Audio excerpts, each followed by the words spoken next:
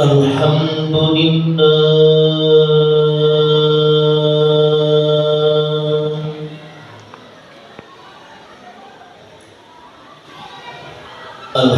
لله الملك الديان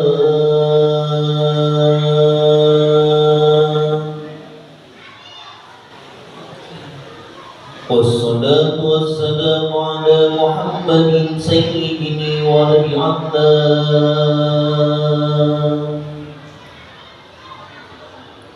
وعلى آله وصحبه وتابعه على مر الزمان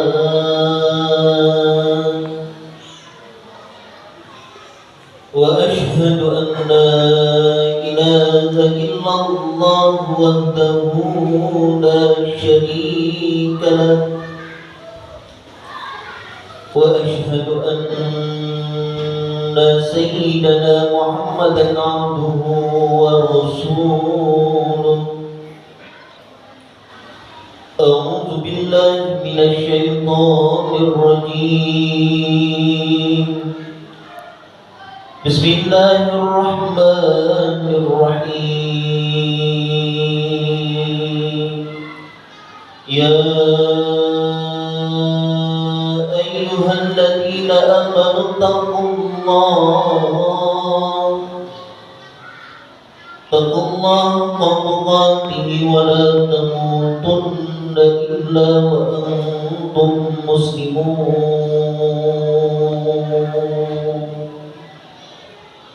صدق الله العظيم وصدق رسوله النبي الحبيب الكريم ونحن على ذلك من الشاهدين والشاكرين والحمد لله رب العالمين.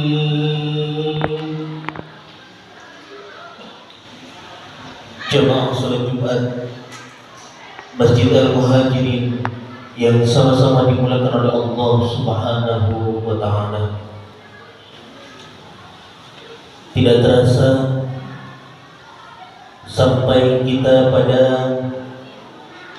akhir Rajab dan mengawali Sya'ban. Betapa waktu terus berlalu dan orang yang rugi adalah orang yang hari ini lebih buruk daripada hari kemarin, dan orang yang beruntung adalah orang yang hari ini lebih baik daripada hari kemarin. Pada kesempatan siang ini khotib berwasiat bil khusus kepada diri khotib pribadi, umumnya kepada seluruh jamaah yang hadir. Marilah sama-sama kita meningkatkan kualitas dan kuantitas iman kita kepada Allah Subhanahu wa taala, yakni berusaha sekuat tenaga semampu kita untuk melaksanakan apa-apa yang diperintahkan oleh Allah Subhanahu wa taala, dan berusaha semampu kita untuk meninggalkan apa-apa yang dilarang oleh Allah Subhanahu wa taala. Puja dan puji serta syukur pada kita panjatkan kehadirat Allah Subhanahu wa taala yang sampai detik ini masih mendetakkan jantung kita, yang sampai hari ini masih memberikan nafasnya kepada kita. Bedanya kita dengan teman-teman kita dan sahabat bahkan saudara kita yang di kuburan adalah mereka sudah tidak dihentikan nafasnya oleh Allah Subhanahu wa taala. Kita hari ini masih diberikan nafas. Kullu nafsin za'iqatul maut. Kesempatan yang terbaik ini adalah kita gunakan untuk beribadah kepada Allah Subhanahu wa taala. Berapa banyak nanti di akhir kiamat, bahkan di alam kubur, manusia minta dihidupkan oleh Allah Subhanahu wa taala hanya untuk beribadah, hanya untuk sedekah, hanya untuk beribadah kepada Allah Subhanahu wa taala, minta dihidupkan kembali. Kita yang hari ini hidup, harusnya kita meyakini kita akan kembali pulang kepada Allah Subhanahu wa taala. Maka ucapkanlah biqaulina alhamdulillahirabbil alamin. Allah masih memberikan kesempatan untuk kita beribadah kepada Allah Subhanahu wa taala. Salam dan salam mari kita haturkan kepada Nabi Agung Nabi akhir zaman, khatamun nabi. Tidak ada nabi selain Nabi baginda Nabi besar Muhammad sallallahu alaihi wasallam yang sanggup memberikan syafaat kepada umatnya sampai ke surga Allah Subhanahu wa taala. Untuk orang-orang yang diakui bukan hanya mengaku sebagai umatnya baginda Nabi besar Muhammad sallallahu alaihi wasallam, tapi diakui sebagai umatnya baginda Nabi besar Muhammad sallallahu alaihi wasallam, bisa melakukan sunnah-sunnahnya, bukan hanya untuk mementingkan dirinya sendiri, tapi bisa bermanfaat untuk orang lain. Khairun nas anfa'uhum linnas. Sebaik-baik manusia adalah manusia yang punya besar manfaatnya untuk orang lain. Maka kita sebagai umatnya baginda Nabi, yang paling gampang kita harus lakukan adalah biqaulina, mengucapkan Allahumma shalli wa sallim wa barik alaihi. Dengan kalimat itu kita akan sampai kepada Allah yang maha tak terbatas. Kita hamba Allah terbatas, tidak akan pernah sampai kepada Allah yang maha tak terbatas. Wasilahnya cuma satu sebagai penghubung kita kepada Allah, yakni baginda Nabi Muhammad sallallahu alaihi wasallam. Maka jangan pernah bosan membaca sholawat biqaulina Allahumma shalli wa sallim wa barik alaihi. Jemaah salat Jumat Masjid Al-Muhajirin yang sama-sama dimuliakan oleh Allah Subhanahu wa taala.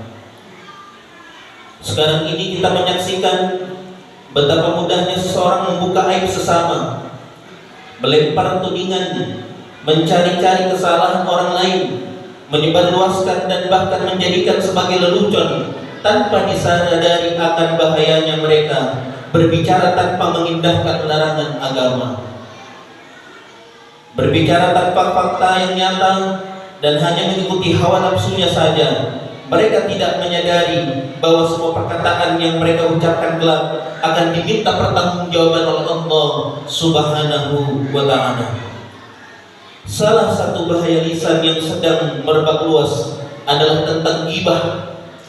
Ini terjadi di mana saja, baik di pasar, warung, halaman rumah, dapur, ruang tamu, tempat kerja, bahkan bisa terjadi di masjid dan musola. Ironisnya ini dianggap sudah biasa dan menjadi hidangan keseharian dalam pergaulan. Juga tak kalah serunya dengan adanya acara infotainment tentang ghibah di berbagai media massa yang kerap kali menyebut-nyebut keburukan orang lain. Berkenaan dengan hal ini Allah Subhanahu wa taala berfirman dalam Al-Qur'an, A'udzu billahi minasyaitonir rajim. Bismillahirrahmanirrahim.